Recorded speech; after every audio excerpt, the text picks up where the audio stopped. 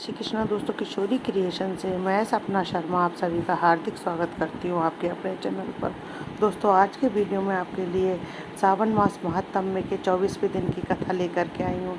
इससे पहले के 23 अध्याय के वीडियो जो है मैंने मेरे चैनल पर डाले हुए हैं, जिनको आप मेरे चैनल पर जाकर देख भी सकते हैं और श्रवण भी कर सकते हैं। श्रावण मास का महात्म्य स्कंद पुराण के अंतर्गत दिया गया है। इसमें 30 अध्याय हैं।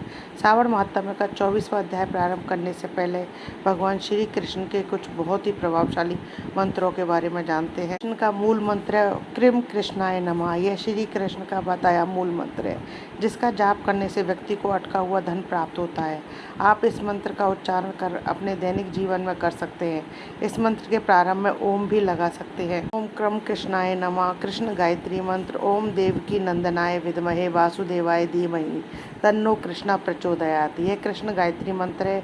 श्री कृष्ण के इस मंत्र का जाप करने से व्यक्ति के जीवन में और मन से सभी दुख दूर हो जाते हैं। ये अब श्रावण मास महात्म्य का अध्याय 24, जिसमें श्री कृष्ण जन्माष्टमी के व्रत में के महात्म्य में राजा मित्रजीत की कथा के वृत्तांत को जानेंगे। इसके पहले 23वें अध्याय में हमने श्री कृष्ण जन्माष्टमी का विधान के बारे में जाना था। फिर बोले, हे ब्राह्मण पुत्र, पूर्व कल्प में दैत्यों के भार से अत्यंत पीड़ित हुई पृथ्वी बहुत व्याकुल तथा दीन होकर जी की शरण में गई। उसके मुख से वृत्तांत सुनकर ब्रह्मा जी ने देवताओं के साथ क्षीर सागर में विष्णु भगवान के पास जाकर स्तुतियों के द्वारा उनको प्रसन्न किया। नारायण श्री हरि सभी दिशाओं में प्रकट हुए और ब्रह्मा जी के मुख से संपूर्ण वृत्तांत सुनकर बोले, हे देवताओं, आप लोग डरो मत। वासुदेव के द्वारा देवकी के गर्भ से अवतार लूंगा और पृथ्वी का संताप दूर करूंगा। सभी देवता लोग यादवों का रूप धारण करें कहकर भगवान अंतर्ध्यान हो गए। समय आने पर वे देवकी के गर्भ से उत्पन्न हुए। वासुदेव ने कंस के भय से उन्हें गोकुल पहुंचा दिया और विनाश करने वाले उन श्री कृष्ण का वहीं पर पालन पोषण हुआ।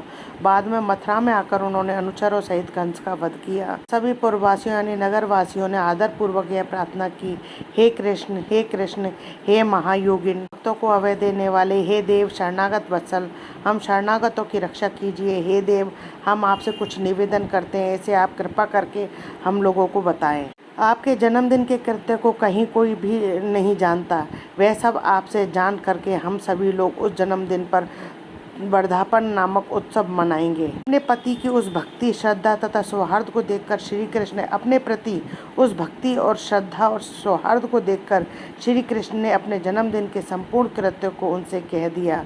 उनसे सुनकर उन पूर्ववासियों ने भी विधान पूर्वक उस व्रत को किया। तब भगवान ने प्रत्येक व्रतकर्ता को अनेक वर प्रदान किए। प्रसंग में एक प्राचीन इतिहास कहते हैं, अंग देश में उत्पन्न एक मित्रजीत नामक राजा था। उसका पुत्र महासेन सत्यवादी था। वह सन्मार्ग पर स्थित रहने वाला था। जानने वाला वह अपनी प्रजाओं को आनंदित करता हुआ उनका विधिवत पालन करता था। रहते उस राजा का अकस्मात देव योग से पाखंडियों के साथ बहुत काल पर्यंत सहचर्य हो गया और उनके संसर्ग से वह राजा अधर्म परायण हो गया। वेद शास्त्र और पुराणों की बहुत निंदा करने लगा और वर्णाश्रम के धर्म के प्रति अत्यधिक द्वेष भाव से युक्त हो गया। इस प्रकार बहुत दिनों के व्यतीत होने के पश्चात काल की प्रेरणा से वह मृत्यु को प्राप्त हुआ और यमदूतों के अधीन हो गया। यमदूतों के द्वारा पाशों में बांधकर पीटते हुए यमराज के पास ले जाया जाता हुआ वह बहुत पीड़ित हुआ। की संगति के कारण उसे नरक में गिरा दिया गया और वहां बहुत समय तक उसने यातनाएं प्राप्त की।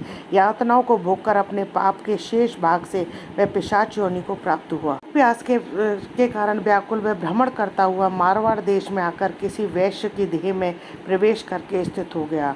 वह उसी के साथ पुण्यदायिनी मथुरापुरी चला गया। वहाँ समीप के राक्षसों ने उस पिशाच को उसके गृह से निकाल दिया। पिशाच वन में तथा ऋषियों के आश्रम में भ्रमण करने लगा।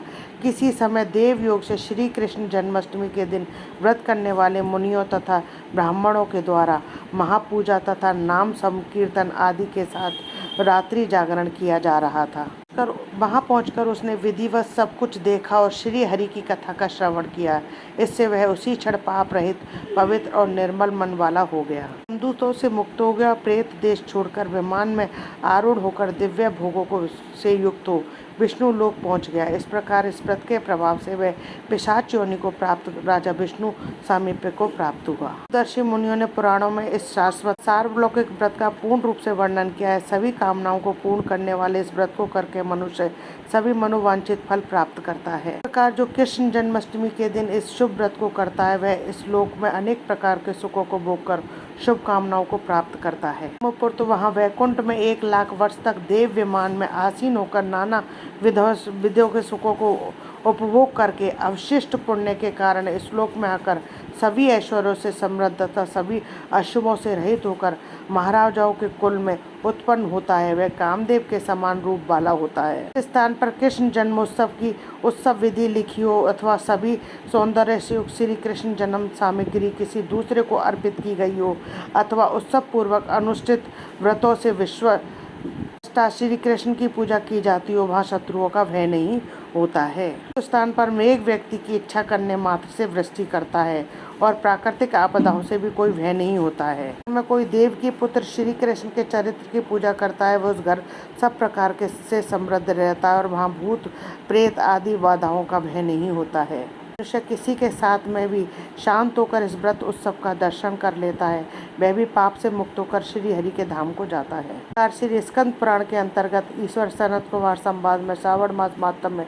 जन्माष्टमी व्रत कथन नामक 24वां अध्याय पूर्ण हुआ।